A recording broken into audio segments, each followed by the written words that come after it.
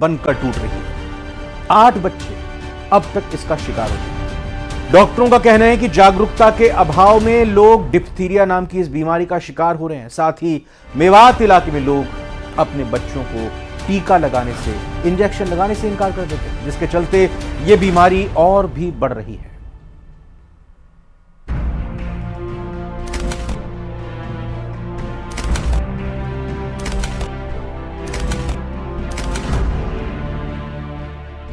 Diphtheria बना काल, 8 मासूमों का शिकार। किसी ने 15 तो किसी ने 24 घंटे में तोड़ा दम। जान ले रहा बुखार, कैसे बचेगा परिवार। भरतपुर और डीग जिले के गांव में घातक बीमारी डिप्थीरिया कहर बरपा रही है। यहां डिप्थीरिया बीमारी की चपेट में आने से अब तक 20 दिन में 8 बच्चों की मौत हो गई है। इस बीमारी की चपेट में आने के बाद किसी बच्चे ने 15 तो किसी बच्चे ने 24 घंटे में दम तोड़ दिया। किसी बच्चे की अस्पताल के दरवाजे पर मौत हो गई तड़पते हुए, तो किसी बच्चे ने अपनी मां की गोद में प्राण छोड़ दिए। और अभी भी ऐसे कई बच्चे ऐसे हैं जो इस बीमारी की चपेट में है। डीग जिले के कई गांव में बच्चों में डिप्थीरिया बीमारी फैल रही है। अब तक एक लड़की समेत 8 बच्चों की मौत हो चुकी है। मौत के मामले सामने आने के बाद चिकित्सा विभाग भी हरकत में आया है और WHO चिकित्सा विभाग जयपुर की टीम ने डेरा डाल दिया है। जिन गांवों में डिप्थीरिया बीमारी से ग्रसित बच्चों की मौत हुई, वहां पहुंचकर बच्चों का टीकाकरण किया जा रहा है। डी के नगर, पहाड़ी और कामा इलाके में सबसे ज्यादा इसके जो मरीज है बच्चे वो देखने को मिल रहे हैं। हालांकि इस पूरे मामले को लेकर के अब जो टीकाकरण है वो शुरू कराया गया और लगातार टीकाकरण लगाया जा रहा है। लेकिन सबसे बड़ी बात यह है कि जब टीकाकरण की जो टीम है वो ग्रामीण इलाकों में जाती है तो वहाँ हालात इस तरह के देखने को मिलते हैं कि लोग टीका लगाने से मना कर देते हैं। उम्मीद की जा रही है कि अगर टीकाकरण सही तरीके से होगा तो बच्चों को मौत के मुंह से निकाला जा सकेगा। टीकाकरण के साथ संदिग्ध बच्चों की सैंपलिंग का काम भी किया जा रहा है। डॉक्टरों की माने तो इस क्षेत्र में डिप्थीरिया के बढ़ने की एक वजह यह भी है कि यहां परिवार के लोग बच्चों को टीकाकरण से इनकार कर देते हैं, जिसके चलते इस बीमारी का प्रकोप बढ़ जाता है।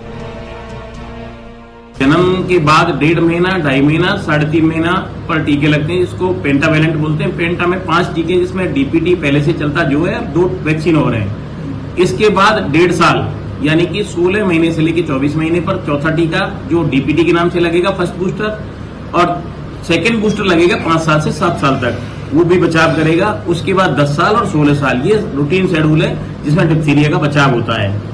ये इस तरह का शेड्यूल है जो हमारे यहाँ लगाया जाता है।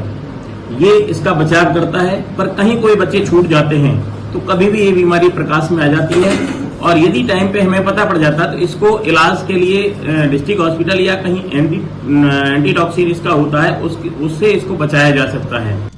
डॉक्टरों के मुताबिक सर्दियों में इस बीमारी का प्रभाव ज्यादा पड़ता है। ऐसे में टीकाकरण ही इसके बचाव का साधन है, जो 1.5 महीने के बच्चे से शुरू किया जाता है।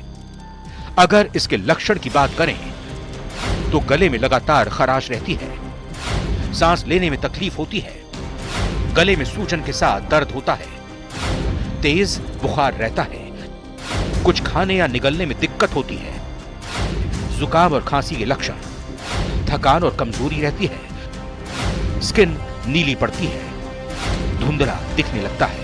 कुछ जगह क्या है, कुछ लोगों का प्रतिरोध रहता है कि साहब मैं नहीं लगवाऊं, से बुखार आ जाता है, वो आता है। पर फिर भी आज की डेट में ऐसा भरतपुर जिले में कम से कम ऐसा प्रतिरोध नहीं है। कहीं होता है तो हम उसको दूर कर लेते हैं। इसमें फीवर होता है और गले में एक फॉल्स लेयर टाइप बन जाती है, उसको रुकावट महसूस होती है।